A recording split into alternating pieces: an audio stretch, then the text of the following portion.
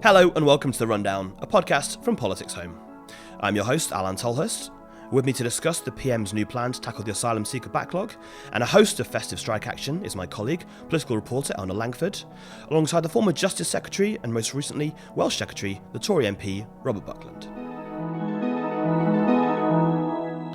So I'm going to start with you, Ellie. Obviously, we had long-awaited plan from the Prime Minister this week to try and tackle the kind of Channel migrant crisis and end this backlog. He said when he entered office that his twin purposes were trying to fix the economy and fix the damage that was done, obviously, by the mini-budget in the previous administration, and secondly, to try and deal with the small boat crisis. We had the mini-budget, we had the full budget, the autumn statement, and so now we're moving on to this kind of second phase. Just talk us through what the PM outlined in that statement earlier this week. So it's the 5 points that he laid out. The two most headline ones were ending the backlog. So he wants to clear out the backlog of asylum cases, but only the ones from June of this year, which is when the Nationality and Borders Bill came in. Yeah, we'll come back to that later. There's a bit of a nuance around the numbers there. Sending back Albanians quicker, because he sees it as a safe country, and he says even the PM of the country says we can just send them back. So he would like to send them all back.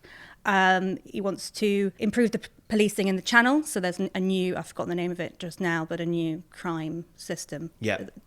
Linked up with the French to try and police the Channel better, and some clearer guidance for staff on how to process asylum claims, which will hopefully speed up the process as well. Yeah, I think that's been part of the problem, isn't it? The slowness. There's a lot of cases have just been taking far too long to get sorted. Obviously, this was kind of brought into really sharp focus, obviously, by the horrible tragedy in the Channel this week. Robert, I just wondered what you made of the plan, and I guess the importance of getting it right, given that as we go into the winter, unfortunately, we're going to see people continuing to try and make this crossing as it gets more and more dangerous. Well, I mean, the tragedy just throws into relief the danger that people put themselves in by using that illegal crossing. We had that awful tragedy last year. This time last year, 29 people lost their lives. We still don't know the full extent of this tragedy. And it just brings starkly into relief the fact that on one level, people are clearly desperate, but on another level, they're being exploited as well, or are part of a system of exploitation or profiteering. And it's in nobody's interest this continues. And I've said, a few years ago, we were dealing with the horror of lorries and people suffocating to death in lorries. We've dealt with that. The boats is the next manifestation, us having plugged that gap. If we sort out the boats problem, what next? Drones, planes? I mean, the people will still keep wanting to come. And the real question is, how do you deal with the why rather than the symptoms? Right. And, that's why I was... sort of the push factors rather than the pull Absolutely. factors. Well, I've been on the record of being rather sceptical about pull factors. If we deny asylum seekers, the ability to work unless it's in limited circumstances after 12 months for a few of them, well, if we've got this draconian sort of refugee sort of culture in the UK, well, why are they still coming in big numbers and in bigger numbers? So I don't buy any of that. I think the push factors are far more relevant. I think the Prime Minister, in the announcement, was a very interesting statement about exploring safe and legal routes. Yeah, I thought that was a real welcome acknowledgement of common sense. If we'd stopped this system of application via high commissions and embassies, I think there'd been a problem, really, with the system not necessarily being as robust as it should have been. I'm confident, with safeguards, we could have, some extra and better safe routes of application, which will then really throw into relief the question as to if you've got the availability of those routes, why then come via small boats? So I thought that was great.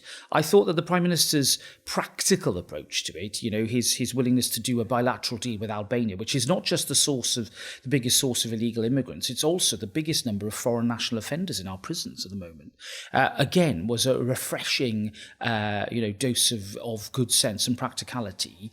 And it's interesting, Number 10 have directly got involved in this. Yeah. And he's really got into the weeds, which I'm afraid does beg the question about what has been happening at the Home Office. It really does. Yeah. I know a lot of the officials there. There's some great men and women working very hard. I don't think morale in the Home Office has been good, though. I think it's a department that is really felt under the cosh. I think an injection of extra resources, extra caseworkers, all that has got to be good. But it can't just be the priority list from June. It has to be the historic number of cases. That means that people are waiting in dispersal centres like Swindon for years before their applications are determined. And one of the problems has been that back in 2015, something called the detained fast-track procedure was suspended. It was ruled to be unlawful. It was a fast-track procedure that could deal with people in detention. I asked the Prime Minister this week about what plans are being made to try and revive that system, and there are urgent discussions going on with the tribunal authorities to see whether a fast-track procedure can be brought back into operation. I think measures like that could really help resolve some of these long-standing issues and deal with cases that frankly need to be sorted. Yeah, absolutely. And as Robert pointed out then, Ellie, the backlog issue, there's obviously people who've been around for waiting for sort of more than a year, maybe even longer. The PM didn't really make a distinction between the different types of people on the backlog in his statement, but Number 10 later sort of clarified. Just talk us through that kind of the numbers there and how that kind of works, and maybe why it's sort of a crucial distinction, as Robert mentions. Yeah, so the distinction that Number 10 gave us after Rishi's statement was that the backlog will only apply to the 92,600 or so that have come here and are waiting their decision since June. So that's when the Nationality and Borders Bill came into force. Yeah. But there's actually 143,000 currently waiting for an initial decision. So they can't work. They're just, sat on their hands in a frozen position. And that's quite a big difference between 90,000, just over 50,000 people still left over. Yeah. And we don't know really where they apply in this.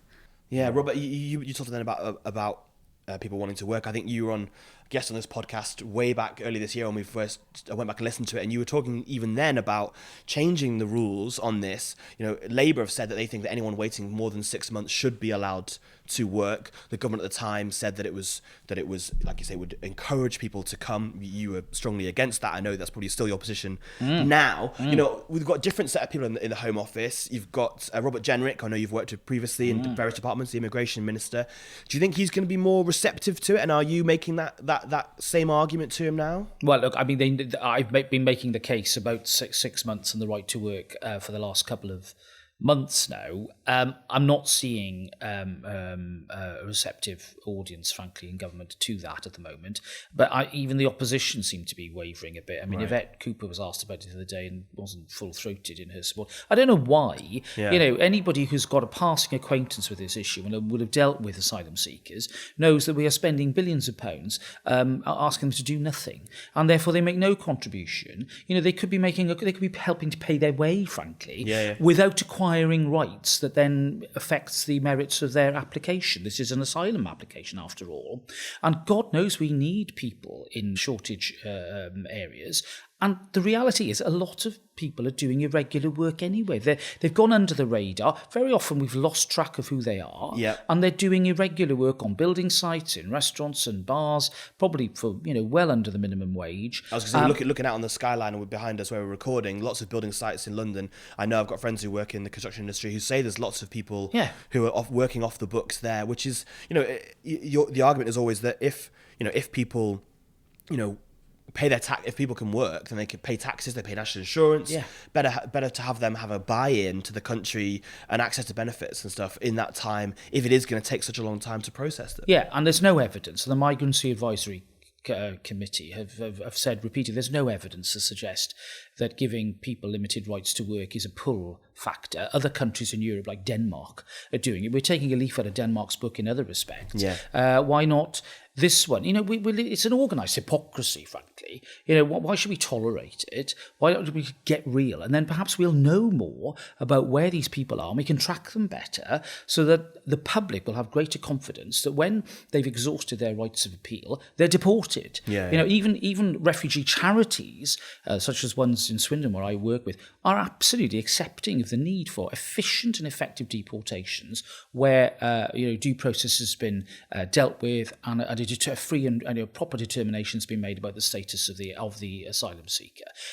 This isn't about being soft. This is about being smart. Yeah, absolutely. And I just think it's an idea whose time has come. Yeah, I'm just going to come on to the politics in a second with Ellie. I just wanted to ask you there about, you talked about safe legal routes. We had Tim Lawton on the podcast a few weeks ago, who's a member of the Home Affairs Select Committee, could hardly be described as sort of a bleeding heart liberal on these matters, but he's been pushing a lot for this idea about safe legal routes. There's an issue at the moment is that people who come across on these small boats, there is no difference between an Iranian family fleeing persecution and, like you say, a young Albanian man, whether the merits of an economic migrant or not, there is no difference between their routes to come across. And Suella Braverman, the Home Secretary, was kind of skewered by this at the committee earlier this last month.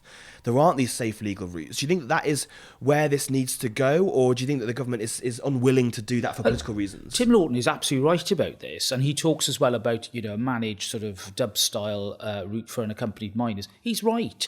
Then you've got a much more controllable, recognisable, identifiable system which will be fair and compassionate. And if people go outside that and choose illegal means, well, it's as plain as a pikestaff that they're not here lawfully, and they more often than not there'll be an ulterior motive. I think one of a lot of noise at the moment about the European Convention on Human Rights and its supposed effect on all of this. Complete red herring. There's nothing in the Convention on Human Rights that deals specifically with refugees, by the way. And anybody who knows anything about it knows that the judgments of Strasbourg are influential, but they're not binding. When you ask people, who say we should withdraw from the convention, well, what cases do you have a problem with? There's one that they keep on going back to, which is this interim order on Rwanda, which frankly, I didn't agree with the particular decision made by the court. I note that, I don't think the UK have really seriously challenged it in Strasbourg, but we've got a domestic decision coming in the next few days from the High Court. Any impact it has was going to happen anyway, domestic law, because we're going to have to wait for the decision of the High Court. There was always going to be a JR in the UK courts on this stuff anyway. Complete red herring. The convention that matters is the UN Convention on Refugees 1951. Now, there is an argument there to say that the definition of a refugee does need looking at, bearing in mind 70 years have gone by. We now have economic migrancy as a factor, which wasn't really a factor in the 50s.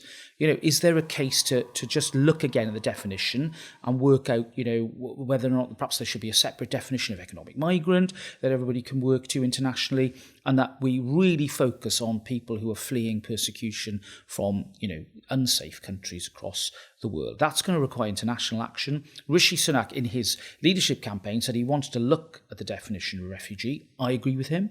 I think that the UK could lead some important work on that. You mentioned there about, I completely agree that often the European Convention of Human Rights it's completely sort of misrepresented. But a lot of your colleagues do refer back to it a lot, and they were doing that long before Rwanda. Why do you think that is, that they continually refer to the European Convention of Human Rights? It's kind of bogeyman, isn't it? Yeah, when it comes to small boats, they've been doing it for quite a long time. I beg his, I don't know. I mean, they need to look at the evidence. This is not the Court of Justice in Luxembourg, which is the EU court that delivers binding rulings about the interpretation of EU law. This is a court in Strasbourg with which we have a dialogue. I'll give you a great example. A few years ago, there was a challenge from some prisoner about life means life sentences. Big, fundamental, big stuff for us. The European court questioned it. The domestic courts here said, no, there's no problem. We've got checks and balances mechanisms. This is entirely lawful. Life can mean life in some very serious cases of murder. We were vindicated, and the European Court interfered no further. We won, in effect. Right. There are plenty of examples where, through proper judicial dialogue, the United Kingdom is able to assert, more than confidently, its procedures as being entirely compliant with international norms, such as the ones that exist under a convention that, after all, we wrote as British, and a lot of British conservative lawyers wrote, just after the Second World War. Now, there's plenty of arguments about judicial creep and how interpretation changes, but look, that happens here domestically.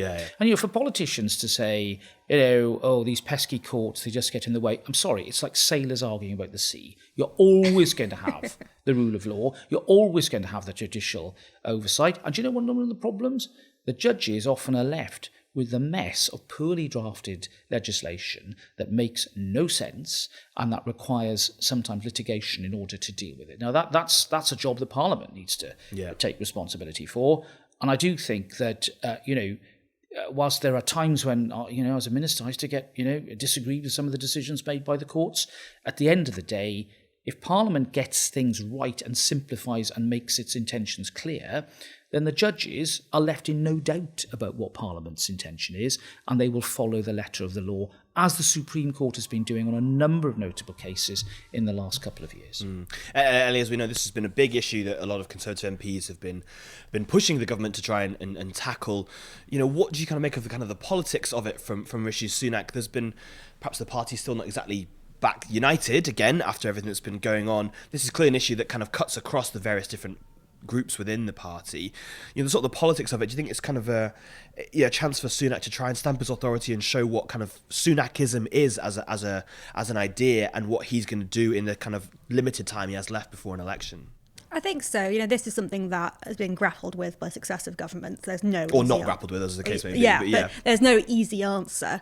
But as Robert was saying, there's been a lot of problems with the Home Office and a lot of questions over our approach in the past. So having a bit more of a concrete plan, I think it definitely appeals particularly to some in the right of the party who kind of, in a way, lent Rishi Sunak their vote. Yes. When it came to the leadership.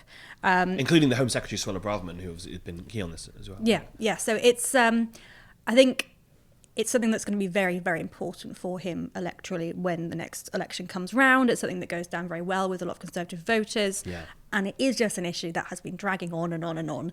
And if there's any kind of solution that he can magic up, I think it would bring the kind of the party unity that we really haven't seen in the last year. It is quite a gamble though, Robert, isn't it? if it's setting yourself a target like that, you do set yourself up for a nasty fall if you don't make it. And as Ellie points out, it's been a knotty subject that has been failed to be tackled by numerous Home Secretaries and administrations, despite saying how high up it is on their priorities and how high up it is on some Conservative voters' priorities.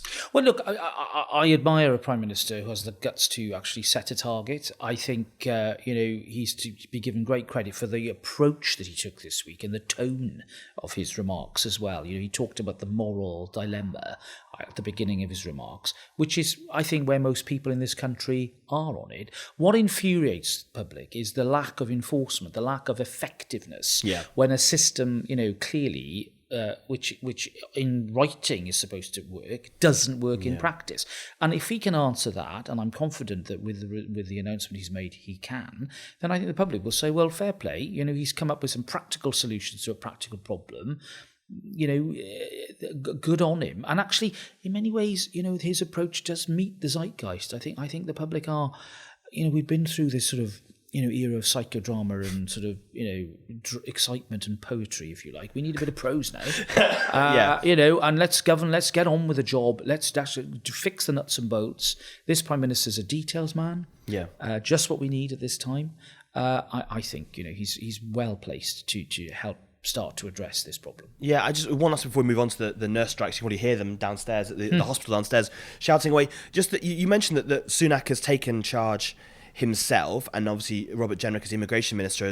It does feel as though a little bit as though Suella Braverman has been sort of cut out of that. I just wondered what you'd kind of made of that, and whether you thought it was important, I suppose, that the Prime Minister and Jenrick do this sort of without her input, I suppose, in that sense. Well, I'm sure she's signed off on all of these things. I would hope so. I mean, the Home Secretary's job is a big job. Yeah. It's more than immigration. She's got policing, she's got national security. It's a big, big job. And I'm sure she would welcome the direct interest and involvement of the Prime Minister. I think it actually supports the Home Office and its work to see that degree of attention to detail from the centre. I would feel strengthened by it. Yeah. I think, having an experienced former cabinet minister as a Minister of State is again extremely helpful, and Robert is somebody who gets the detail right and works assiduously hard. I think we've got the tools in place to actually make this work. I'm much more interested now, having been in and out of cabinet. I'm less interested in the personalities and much more interested in the policy and the implementation of that. And it's about deliverance now, I suppose, isn't it? It's got to be delivery, and I just hope that, that in the Home Office, officials feel that they're able to just get on with the job in a way that perhaps has not been necessarily the case in the past.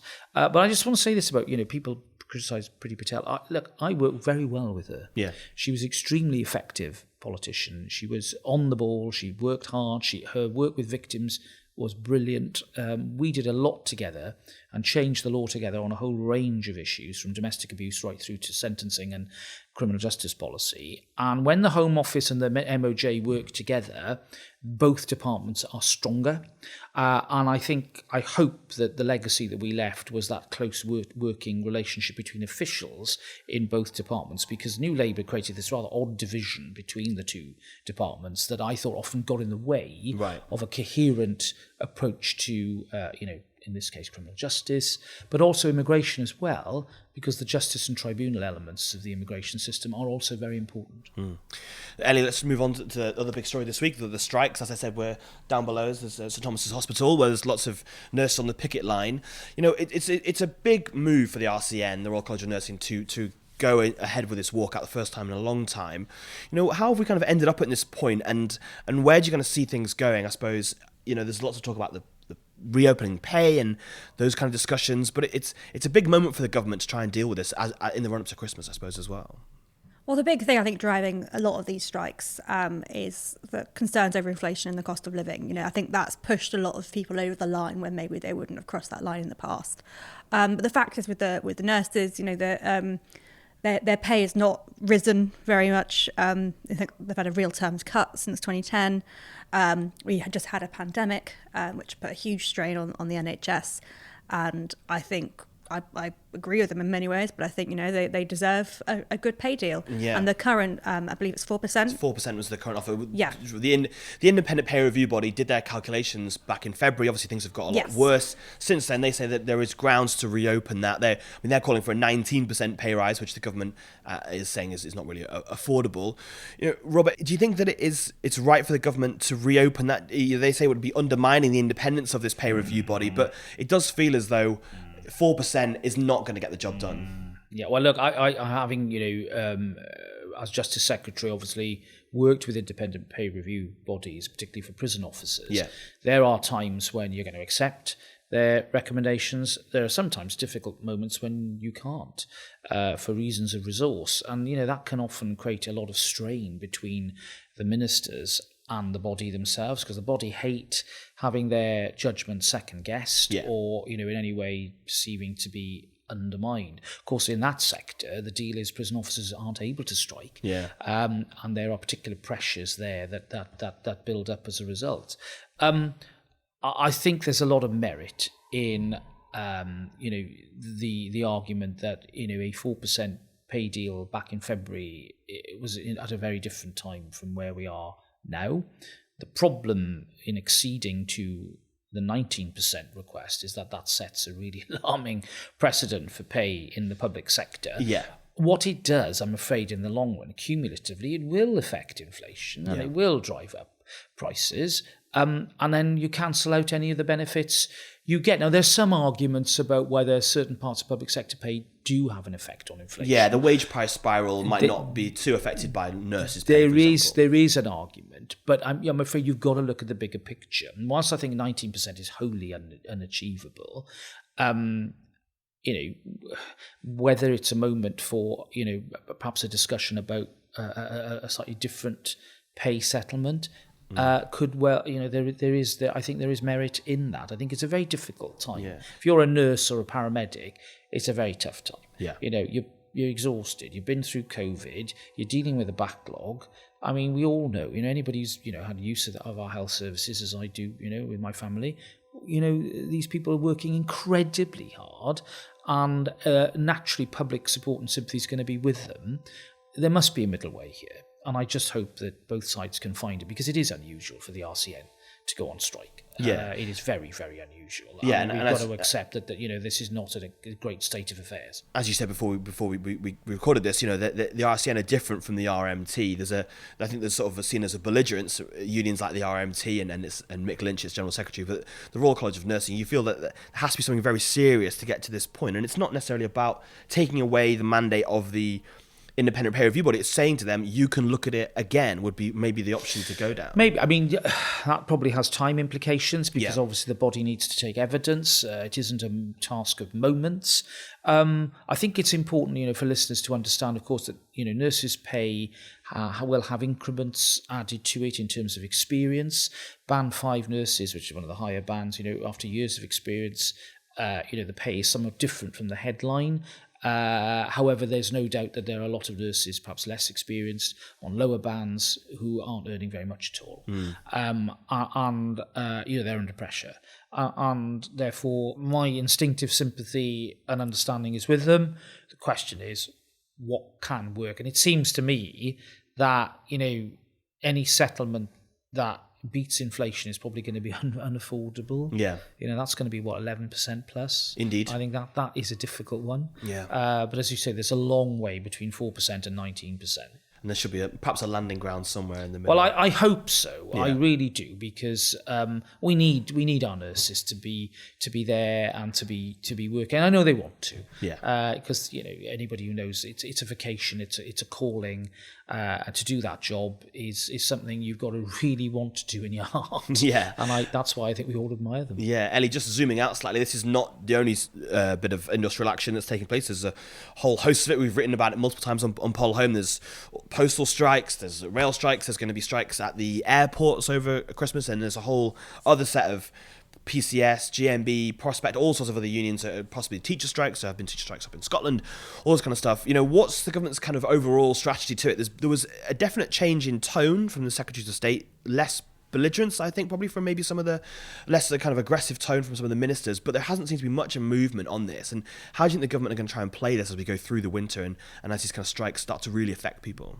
Well, Rishi Sunak was at PMQs trying to pin it on Labour. Yeah. And that just doesn't really seem to land. It seems to sort of slip off. Because I think a lot of the public can realise that this isn't the Labour Party leading this. This is the unions who are... Well, both the RCN and the RMT are not even affiliated with the Labour Party. So it's just the union. And I think it is very interesting how they keep on referring back to the pay review body when it comes to the RCN as if it's completely out of their hands. I think they're just trying to keep a lot of distance from it. Yeah. Because when they start to sort of approach it and start to engage, then people start to question whether they are responsible for the situation we're in. And the Transport Secretary have said that they can't be in, they can't, it has to be between the unions and the rail delivery companies. Yes, so it's got nothing to do with us.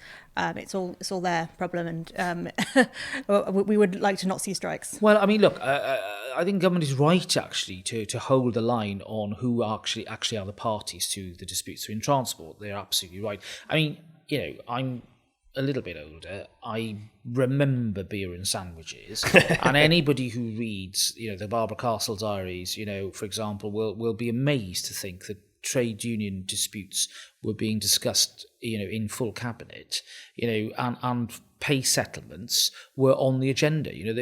Wilson's cabinet would talk about the Ford pay settlement, the ICI pay settlement, as if government had a direct role in the negotiation. Yeah. Now, that's what was done then. I don't think it made for good government. I don't think it made for great labour relations, industrial relations in our country. It was a time when millions of days were being lost to strikes.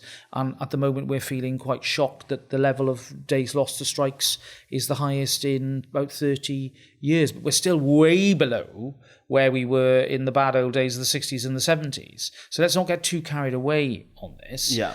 But at the same time, let's remember the lessons of that time, which is when government tries to offer beer and sandwiches, it usually ends in tears. Well, speaking of tears, it's been a very difficult time, obviously, to take over as Prime Minister, and Rishi Sunak has had a really, the in-tray that he walked into in October was monumental. There's a feeling my colleague Adam has written about it, the feeling that Rishi Sunak's trying to sort of keep his head down and sort of get through to the start of the new year and then have a bit of a reset in the new year. They've avoided facing rebellions. They've sort of U-turned on a few things, try and avoid having to have these big disputes within the party. Do you think that's working? Do you think there's a chance that that line will hold, or do you think that the party is kind of very fractured these days and is not able to sort of hold into the future? Well, it's right. I think he's done a good job so far of keeping things quiet. Every journalist I know has complained about being bored, which is not how we were feeling the rest of this entire year. Yeah, I think it's all relative, isn't it? Compared with the rest of the year, yeah. Yeah. But it does seem like he's managed to keep a lid on things for now. Yeah. As for it holding into the new year, he's not been under. I think he's just hit 50 days. He has. He's no longer the shortest. Yes. Just the shortest, as he said himself at the drinks the other day. Yes, indeed.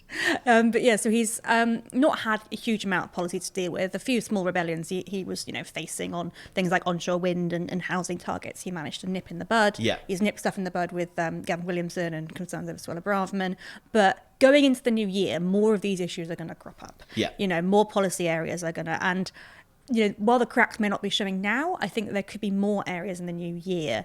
But overall, I think this probably does look like it's going to be a bit calmer than previous administrations, simply because it's not the big personality at the top. Is that just wishful thinking for us political hacks who maybe, need a bit of calm in our lives, maybe? Go on. But it doesn't feel as fractious right now, but that could just be because everyone's keeping their heads down. I mean, Robert, you're more in the fold. How do you feel about it? Well, look, I think the party, having been through a very turbulent 2022, is in survival mode. Yeah. I think they never underestimate the instinct of the Tory party to want to survive. We exist to govern. Yeah. We the privilege of having office is huge and should not be underestimated. Having driven a big Department of State for a number of years, it's a massive privilege, and you've got to be. You wouldn't be in your right mind to want to surrender that, to an opposition that frankly is just about learned to do opposition, but has not done any of the homework that its predecessor, Tony Blair's opposition did back in the 90s. This is a Labour Party that is policy, it's not as policy light, there's no policy, apart from the musings of Gordon Brown wrote for it.